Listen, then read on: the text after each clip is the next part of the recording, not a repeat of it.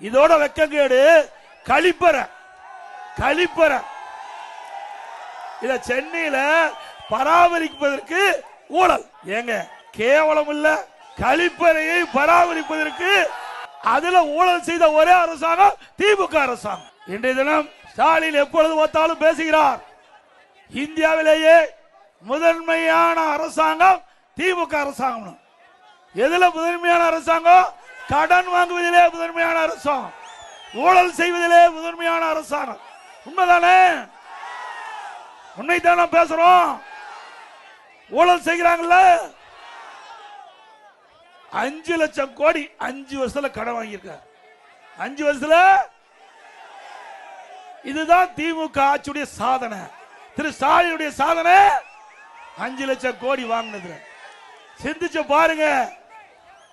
கிட்டத்தட்ட 73 ஆண்டு காலம் பல அரசாங்கம் தமிழகத்திலே ஆண்டு இருக்குது.